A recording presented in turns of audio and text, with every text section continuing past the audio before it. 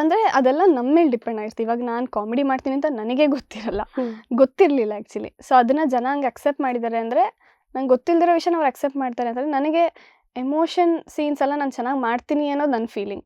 ನನ್ನ serious part ಆಗಲಿ ನನಗೆ ಆ ಥರ ಹೆಚ್ಚಾಗಿ ಕಾಣಿಸ್ಕೊಳ್ಳೋಕ್ಕೆ ಅವಕಾಶ ಸಿಕ್ಕಿಲ್ಲ. ಬಟ್ ಸಿನಿಮಾದಲ್ಲಿ ಡೆಫಿನೆಟ್ಲಿ ಇವಾಗ ಅಮೃತಾಂಜನ್ ಸಿನಿಮಾ ರಿಲೀಸ್ ಆಗುತ್ತೆ ಈ ವರ್ಷ.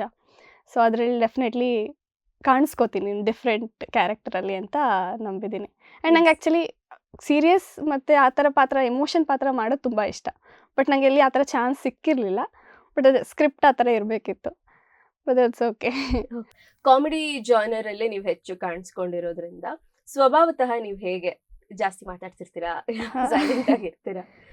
ಹೊಸಬ್ರಿಗೆ ಕಡಿಮೆನೆ ಮಾತಾಡೋದು ನಾನು. ಆಮೇಲೆ ಒನ್ಸ್ ಪರಿಚಯ ಆದಮೇಲೆ ಫ್ರೆಂಡ್ಸ್ ಫ್ಯಾಮಿಲಿ ಎಲ್ಲ ಫುಲ್ ಮಾತಾಡ್ತೀನಿ, ಜಾಸ್ತಿನೇ ಮಾತಾಡ್ತೀನಿ. ಓಕೆ, ಇದು ಸ್ಟಾರ್ಟಿಂಗ್ ಟ್ರಬಲ್ ಸ್ವಲ್ಪ ಜಾಸ್ತಿ ಪರಿಚಯ ಆಗೋ ತನಕ ಆಮೇಲೆ ಚೆನ್ನಾಗಿ ಮಾತಾಡೋಕೆ ಶುರು. ಸ್ಟಾರ್ಟಿಂಗ್ ಟ್ರಬಲ್ ಏನಿಲ್ಲ, ಯೂಶಲಿ ಹೊಸಬ್ರಿಗೆ ಯಾರಿಗಾಗ್ಲೂ ಹಾಯ್ ಹಲೋ ಚೆನ್ನಾಗಿದ್ದೀರಾ ಓಪನ್ ಅಪ್ ಆಗ ಅದು ನೇಚರಲ್ಲಿ ಬರಲ್ಲ, ಡಿಫಾಲ್ಟ್ ಹಂಗೆ ಸೆಟ್ ಆಗಿಬಿಟ್ಟಿರುತ್ತೆ. ಒನ್ಸ್ ಪರಿಚಯ ಆದಮೇಲೆ ಆ ಕಂಫರ್ಟ್ ಝೋನ್ ಬಂದಮೇಲೆ ಫುಲ್ ಜೋವಿಯಲ್ ಆಗಿ. ಓಕೆ, ಸೊ ಈಗ ನಾರ್ಮಲ್ ಆಗಿ ಸೀರಿಯಲ್ಗಳಲ್ಲಿ ಕೆಲವೊಂದು ಪರ್ಟಿಕ್ಯುಲರ್ ಪಾತ್ರ ಅಂದ್ರೆ ವಿಲನ್ ಮಾಡಿರ್ತಾರೆ ಅಥವಾ ತಂಗಿ ಮಾಡಿರ್ತಾರೆ.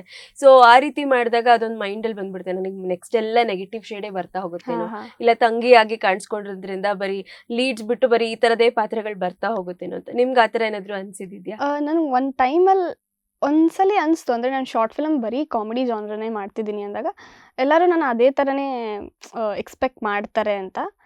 ಬಟ್ ಈಗೇನು ಆ ಥರ ಅನಿಸ್ತಾ ಇಲ್ಲ. ಈಗ ಬೇರೆ ಬೇರೆ ಸಾಕಷ್ಟು ಪ್ರಾಜೆಕ್ಟ್ಸ್ ಮಾಡಿದ್ಮೇಲೆ ಲೈಕ್ ನಾವು ಹೆಂಗೆ ಪಾತ್ರನ ಕ್ಯಾರಿ ಮಾಡ್ತೀವಿ ಅದ್ರ ಮೇಲೆ ಡಿಪೆಂಡ್ ಆಗುತ್ತೆ ಅಂತ ಫೀಲ್ ಆಗುತ್ತೆ. ನಾವು ಅದೇ ಎಮೋಷನನ್ನ ಚೆನ್ನಾಗಿ ಕ್ಯಾರಿ ಮಾಡಿದ್ರೆ ಅದನ್ನೂ ಆಕ್ಸೆಪ್ಟ್ ಮಾಡ್ತಾರೆ.